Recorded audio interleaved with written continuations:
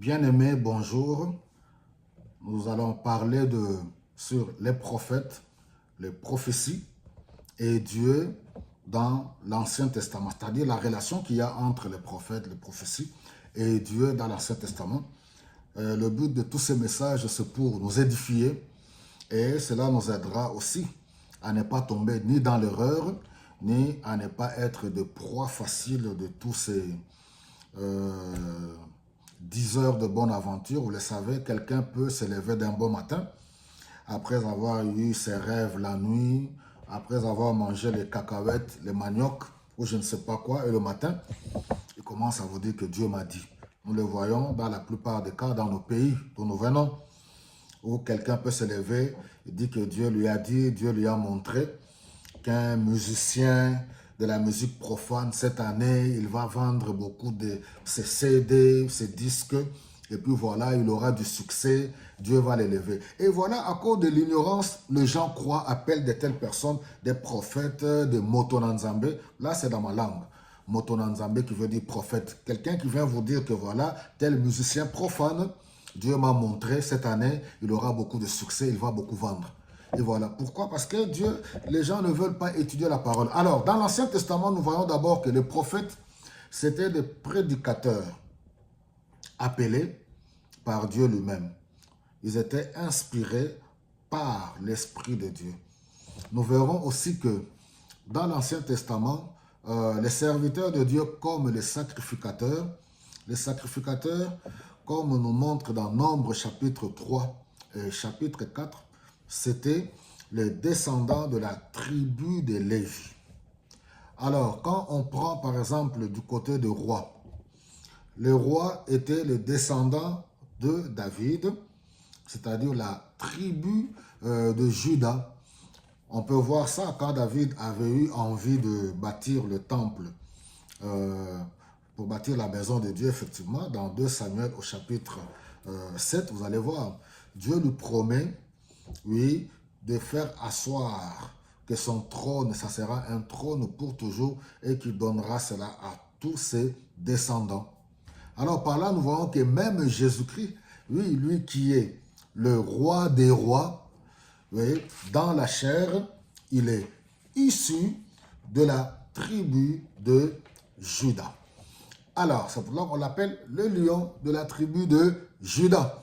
Alors, donc, c'est pour comprendre que les prophètes, communément appelés en hébreu les nabis, nabi qui veut dire appelé, ils avaient pour mission d'annoncer simplement la parole de Dieu, le message de Dieu. Et ce message il y avait un double message. D'un côté, c'était le jugement de Dieu contre son peuple. Parce que le message, c'était pour aller interpeller le peuple. Lorsqu'il s'égarait, lorsqu'il y avait une crise, Dieu envoyait un prophète pour interpeller, pour conscientiser le peuple et puis pour proclamer aussi le jugement de Dieu. Mais si ce peuple-là se détourne de sa mauvaise voie, Dieu arrête le processus du jugement et il accorde le salut. Dans l'Ancien Testament, nous voyons les prophètes commencent par Moïse et se terminent par Malachie. Nous devons comprendre que de la même manière que le prophète était appelé serviteur de Dieu, un envoyé de Dieu, un habit, excusez-moi, un habit, il devait parler tout simplement de la parole de Dieu. Alors, quelle était la garantie? Du fait que ce peuple-là était un peuple au cou raide, un peuple rebelle, un peuple qui se tournait toujours vers les idoles, vers d'autres dieux. Dieu les interdisait, ce peuple-là. Alors Dieu lui-même, il prévenait aux prophètes, je sais que ce peuple-là ne t'écoutera pas. Mais l'assurance que tu dois avoir, sache que moi, je ne t'abandonnerai pas. Je serai toujours avec toi. Dieu leur garantissait sa présence. Et cela poussait aux prophètes, oui, d'annoncer la parole de Dieu, quel qu'en soit le prix. Les prophètes, à l'époque, dans l'Ancien Testament, ils n'étaient pas populaires. Parce que le message qu'ils amenaient, c'était le message de recadrage, où ils devaient reprendre le peuple de Dieu. Alors, nous devons comprendre que la différence entre les prophètes ainsi que... Oui, qu'est-ce que je veux dire par là? Nous ne devons pas faire la confusion. On ne doit pas confondre. Les prophètes, ce ne sont pas des féticheurs qu'il faut aller consulter pour qu'il vous donne la main. Vous comprenez un peu? Pour qu'il vous lise dans la main. Ce n'est pas des vins qui doivent prédire votre avenir. Ce n'est pas des féticheurs. Ce n'est pas des marabouts. Parce que la nature humaine, quand on vient au Seigneur, les gens veulent amener leur ancienne nature. Même dans les églises, on le voit. Surtout vous les mamans. Je m'excuse avec beaucoup de respect, les sœurs. Vous voulez tout le temps aller voir. Il suffit d'entendre qu'il y a... C'est pour cela qu'on vous roule. Le but de ces enseignements, c'est pour vous épargner. Étudier la parole. La plupart de ceux qui se disent des prophètes, vous ne connaissez pas la notion prophétique. Vous ne connaissez pas réellement, oui, la base de la prophétie, comme je l'ai dit depuis l'Ancien Testament.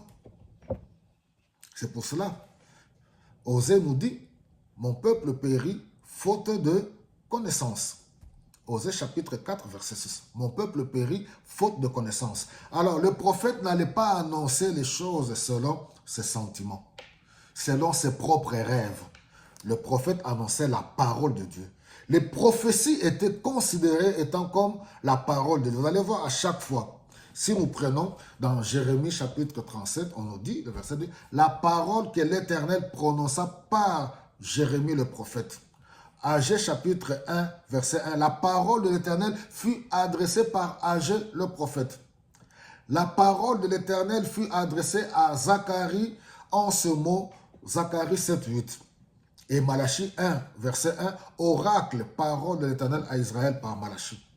Et vous allez voir que dans la plupart d'entre eux, chacun devait mettre le cachet de son appel. Que ce soit Jérémie, que ce soit Ésaïe, beaucoup de prophètes. Que ce soit au début du livre, vous allez voir qu'il y a toujours un cachet du comment Dieu l'avait appelé ou du comment Dieu lui confiait cette mission. Nous verrons dans les prochains jours, nous verrons la suite parce que ce sujet est tellement important pour nous édifier, pour ne pas tomber dans les mains de n'importe quoi, de tous ces rigolos qui se lèvent d'un bon matin, commencent à vous raconter des histoires et comme les gens sont ignorants, ne veulent pas connaître les Écritures et les gens avalent n'importe quoi. Que le Seigneur vous bénisse abondamment.